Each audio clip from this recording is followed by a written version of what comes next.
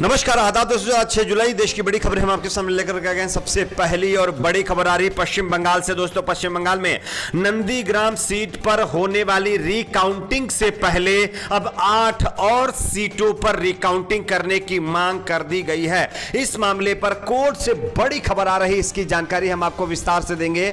वहीं अगली बड़ी खबर आ रही है सुप्रीम कोर्ट से मोदी सरकार को बड़ा झटका। टूल किट मामले पर कांग्रेस पार्टी की बड़ी जीत पर हुई है, किस तरह से आगे हम आपको इस पर भी जानकारी देंगे। वहीं अगली बड़ी खबर आ रही है बाबा रामदेव की कंपनी को भारी नुकसान, करोड़ों रुपए डूबे और बाबा रामदेव को बड़ा झटका। इस पर भी ताजा अपडेट आगे हम आपको देंगे। वहीं अगली बड़ी खबर आ रही है दोस्तों 3 नए कृषि कानूनों के खिलाफ किसानों का प्रदर्शन। लेकिन इस बीच बीजेपी के नेता ने तीनों कृषि कानूनों को लेकर के एक और नया बयान दे दिया है, जिसके बाद एक बार फिर से विवाद बढ़ गया है। इस पर भी आगे हम आपको अपडेट देंगे। वहीं अगली बड़ी खबर हम आपको बताएंगे दोस्तों, ममता बनर्जी ने सरकार विधानसभा के लिए आज एक और नया प्रस्ताव लाकर के बीजेपी की मुश्किलें बढ़ा दी हैं। कौन सा प्रस्ताव है, क्या इसमें होगा, आगे हम आपको इसकी भी जानकारी देंगे। वहीं अगली बड़ी खबर आ रही है दोस्तों, कुरान की 26 आयतों को हटाने के मामले पर सुप्रीम कोर्ट की तरफ से अब जो है एक ताजा अपडेट आ रहा है, इसकी भी जानकारी आगे हम आपको देंगे। वहीं अगली बड़ी खबर आ रही है दोस्तों, यहां पर आरएसएस के खिलाफ बीएसपी सुप्रीमो मायावती का बड़ा बयान, जिसके बाद एक बार फिर से नया हंगामा शुरू हो गया है। उसके बाद हम अगली बड़ी खबर में आपको बताएंगे दोस्तों, महाराष्ट्र के अंदर ऑपरेशन लोटस शुरू कर दिया गया है। इसमें क्या क्या मामला सामने आया, इस पर भी जानकारी देंगे। उससे पहले छोटी सी रिक्वेस्ट करेंगे दोस्तों, वीडियो को लाइक करके चैनल को सब्सक्राइब जरूर कर लीजिए। बात करते हैं पहली और बड़ी खबर की। बंगाल में पुनर्मतगणना की मांग को लेकर के जहां एक तरफ नंदीग्राम सीट पर अभी भी फंसा हुआ है, लेकिन इस बीच जानकारी मिल रही है कि भारतीय जनता पार्टी के 8 नेताओं ने कलकत्ता हाई कोर्ट में याचिका दाखिल कर दी है। विधानसभा चुनाव हारे हुए इन नेताओं ने कलकत्ता हाई कोर्ट में याचिका दायर कर अपने अपने निर्वाचन क्षेत्रों में पुनर्मतगणना की मांग कर डाली है। भाजपा नेता कल्याण चौबे ने कलकत्ता विधानसभा सीट पर दोबारा गिनती की मांग की है। इसी के साथ साथ बताया जा रहा है कि भाजपा नेता विश्वनाथ बनर्जी ने भी विधानसभा चुनाव परिणाम को लेकर के कलकत्ता हाईकोर्ट में याचिका दायर कर महिषा दल विधानसभा क्षेत्र के वोटों की गिनती दोबारा करने की मांग कर दी है, जिसके बाद फिर से एक बार महाराष्ट्र के अंदर सियासी हलचल बढ़ गई है। नंदीग्राम सीट पर रिकाउंटिंग करने की जो याचिका है अभी भी पेंडिंग है। फिलहाल इस पर 16 जुलाई को सुनवाई होगी, लेकिन उससे पहले 8 और सीटों पर अब बीजेपी की तरफ से याचिका लगाई गई है कि इन पर भी रिकाउंटिंग हो।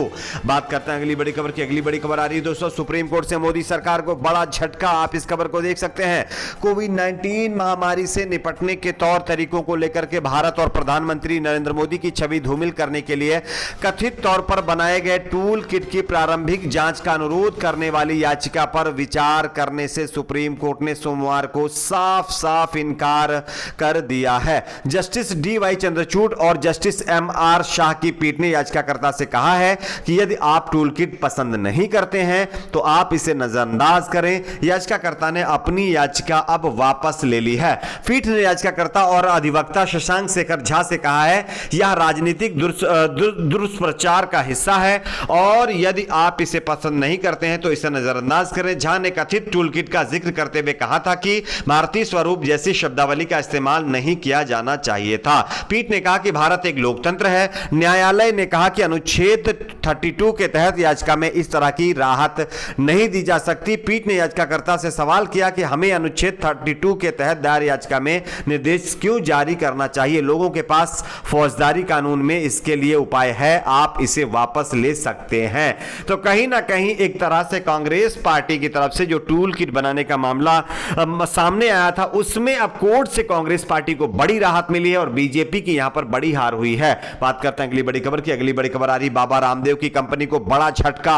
आप इस खबर को देख सकते हैं, जहां एक तरफ आप सभी जानते होंगे कि एलोपैथी डॉक्टरों की तरफ से बाबा रामदेव पहले ही घिरे हुए हैं, लेकिन अब इस बीच जानकारी मिल रही है कि गौतम अडानी के बाद बाबा रामदेव की एक कंपनी डूबने की कगार पर पहुंच गई है। बाबा रामदेव की कंपनी रुचि सोया भले ही इस साल 60% से ज्यादा का रिटर्न दिया हो, लेकिन बीते एक महीने में काफी रुलाया है बाबा रामदेव को इस कंपनी ने। रुचि सोया में निवेश करने वालों को एक महीने में करीब 12% का नुकसान हो चुका है, यह ताजा रिपोर्ट में खुलासा हुआ है। सिर्फ गौतम अडानी की कंपनियां ही नहीं बल्कि दूसरी कंपनियों के शेयरों में भी बड़ी गिरावट देखने को मिली है, जिसमें पतंजलि प्रमुख और योग गुरु बाबा रामदेव की कंपनी रुचि सोया का भी नाम शामिल है।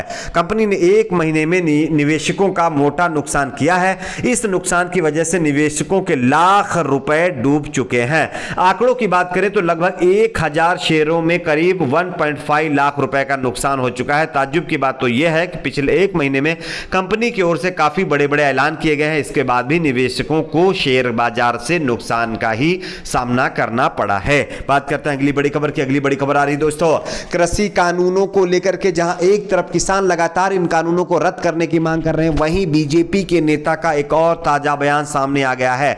आप इस खबर को देख सकते हैं। भाजपा किसान मोर्चा के राष्ट्रीय अध्यक्ष एवं फतेहपुर सीकरी के सांसद राजकुमार चाकर ने राकेश टिकैत और गुरनाम सिंह चढ़ोनी को आड़े हाथों लेते हुए कहा है कि वे कांग्रेस की भाषा बोल रहे हैं और कांग्रेस नेताओं के हाथों की कठपुतली बने हुए हैं। चाहर ने कहा कि 3 कृषि कानूनों के विरोध में 7 माह से चल रहे आंदोलन का कोई औचित्य नहीं है, बल्कि यह राजनीति से प्रेरित है। किसान जत्थेबंदियां यदि सोचते हैं कि यदि कृषि कानून वापस होंगे तो उनकी यह भूल है। कृषि कानून वापस किसी भी हालत में नहीं होंगे, लेकिन यदि वे किसानों के कल्याण के लिए किसी तरह का नया सुझाव देना चाहते हैं तो उनका बातचीत के लिए स्वागत है।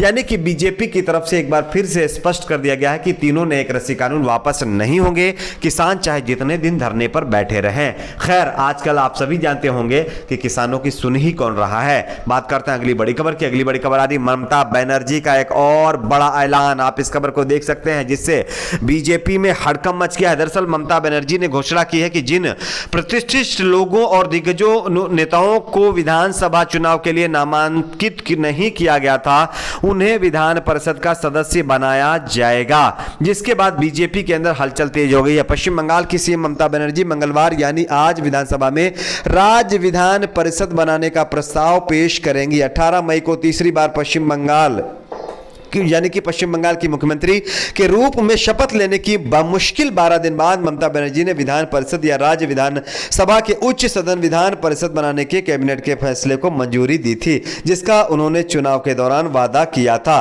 तो ये बड़ी खबर है दोस्तों कि अब पश्चिम बंगाल में भी विधान परिषद बनाई जा सकती है और जिसके तहत ममता बनर्जी को चुन करके मुख्यमंत्री पद के लिए 6 महीने के बाद भी कंटिन्यू रखा जा सकता है।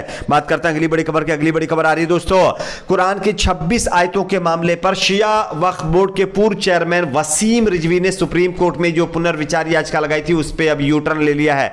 आप इस खबर को देख सकते हैं। वक्फ बोर्ड के पूर्व चेयरमैन ने सुप्रीम कोर्ट से अपनी इस याचिका को वापस ले ली है, जिसमें 26 आयतों को हटाने की मांग की थी। तो कहीं ना कहीं वसीम रिजवी को भी समझ में आ गया है कि कुरान के अंदर कुछ भी ऐसा गलत नहीं है, लेकिन बेवजह इस तरह का शैतान जैसे कामों का करना उनके लिए ठीक नहीं।